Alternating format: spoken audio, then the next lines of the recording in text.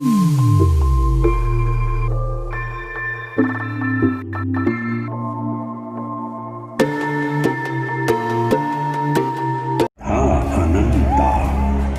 प्रिय राम भक्तों, रामायण का विस्तार अनंत है।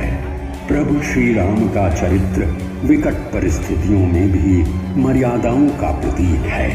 अपने सनातन धर्म पर चलते हुए मोह, माया, राजपद, मान सम्मान के भी त्याग का ही उदाहरण है प्रभु राम।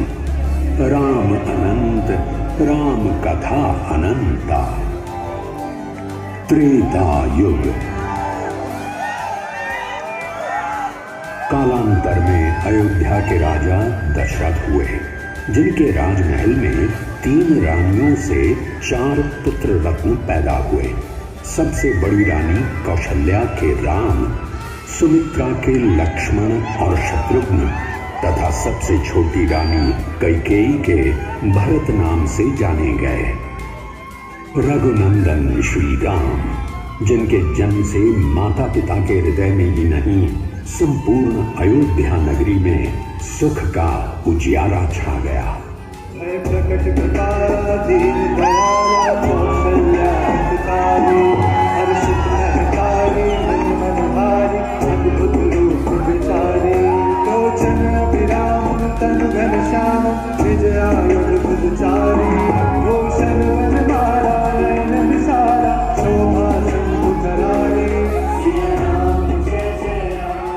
समय बीतता है। राक्षसों का प्रकोप बढ़ रहा था। ऋषि मुनियों का तपस्या और यज्ञ करना अत्यंत दुष्कर हो गया था। उधर प्रभु राम के भी अदम्य साहस, अतुलनीय धैर्य और अप्रतिम वीरता के गुण बाल्यकाल से ही प्रकट होने लगे थे। यही तो कारण था कि महर्षि विश्वामित्र जैसे ऋषि ने भी तरुण उम्र के श्री राम को भयंकर राक्षसों का संहार करने के लिए श्री राम को ही चुना। शौर्यशाली राम ने एक एक करके सारे उत्पाती राक्षसों का अंत कर दिया।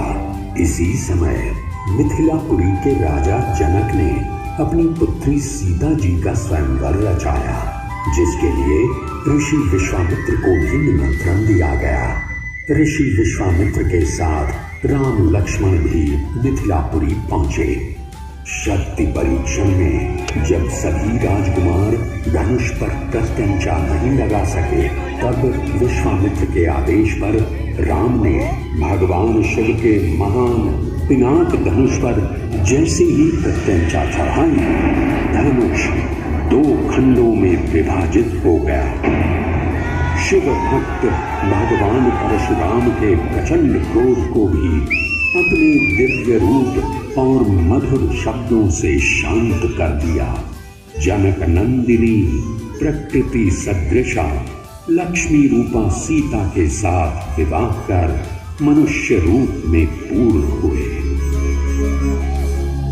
सिय सुंदरता बरनी न जाए, लघुमति बहुत मनोहरता। आवत दीखी बरातिन सीता, रूप राशि सब भांति पुनीता। सब ही मन किए प्रणामा, देख राम भय पूरन कामा। हर से दशरथ सुतन समेता, कहीं न जाई और आनंद जेता।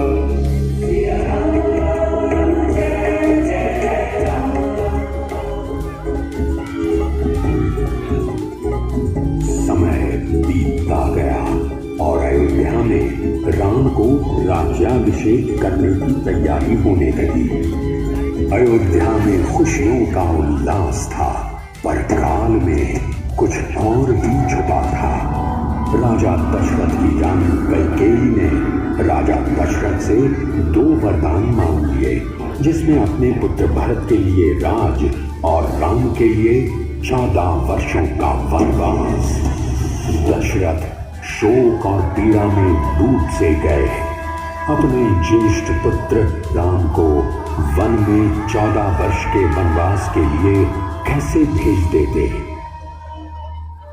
जो श्री राम भ्रातृ प्रेम की अनूठी मिसाल हैं, पिता के दुलारे हैं, मां की आंखों के तारे हैं, जिनके लिए माता कैकेयी का आदेश परम धर्म है और जो पिता के वचन का पालन करने के लिए निसंकोच वनवास की ओर चलती है। राम बेटा राम। अयोध्या नगरी को अनाथ कर मां सीता और छाया सदृश लक्ष्मण के साथ वन पथ पर आगे चले। राम चलत अति भयो विषादो, सुन न जाय पुर आरत नाम। यह सही से कही लोग ना को सगुन लंक अवध अति शोको, हरस विषाद विवश सुरलो। जिन्होंने वनवास के दुष्कर जीवन को भी स्वीकार किया, निषाद राज केवट जैसे मित्रों को गले लगाते, शबरी के झूठे बेर खाते, दुष्टों का संहार करते, पग पग चुनौतियों का सामना करते, मर्यादा पुरुषोत्तम श्री राम। स्टोरी रिकॉर्डिंग बहुत तभी एक दिन रावण की बहन बहुत तगड़ी स्टोरी रिकॉर्डिंग बहुत बार और राम या लक्ष्मण से विवाह का प्रस्ताव रखा, जिसे दोनों ने ही अस्वीकार कर दिया। बहुत तगड़ा जिसका बदला लेने के लिए वो सीता को मार लेता। तभी लक्ष्मण ने उसकी नाक काट डाली। तब वो लहूलुहान होकर अपने भाई रावण के पास गई और सारा वृत्तांत बताया। फिर तो रावण सीधा अपने मामा मारीच के पास पहुंचा और कहने लगा, तुम कंचन रख बन जाना और मैं साधु बन जाऊंगा। तुम राम लखन को बहकाना, मैं सीता को हर लाऊंगा। श्री राम मारीच रूपी स्वर्ण मृग को पकड़ने गए तो धोखे से श्री राम की आवाज आई, लक्ष्मण, प्रभु राम किसी संकट में है और तुमको बुला रहे हैं। ठीक है माता, मैं जाता हूँ, परंतु आप मेरी खींची गई रेखा के बाहर मत आइए। इधर रावण साधु का वेश बनाकर सीता का हरण कर लेता है। प्रभु राम, प्रभु राम,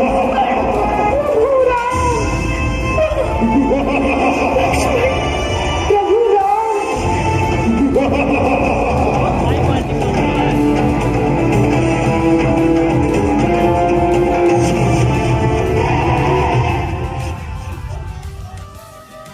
सीता जी को ढूंढते हुए श्री राम और लक्ष्मण ऋष्यमुख पर्वत पहुंचते हैं।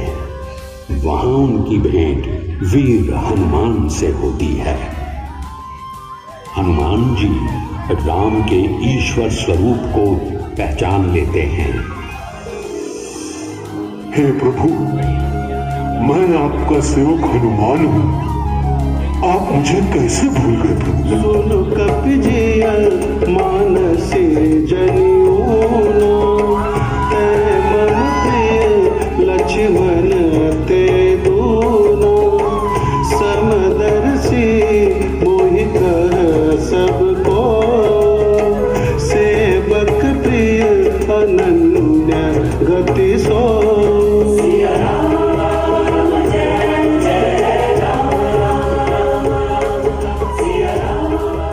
सीता की खोज में वानर सेना चारों दिशाओं में निकल पड़ी। दक्षिण में हनुमान जी ने समुद्र को लांघ कर लंका में प्रवेश किया और अशोक वाटिका में सीता मां को ढूंढ निकाला और सीता जी को प्रभु श्री राम की दी हुई अंगूठी दी। प्रभु राम की निशानी देखकर सीता भाव विभोर हो उठती है।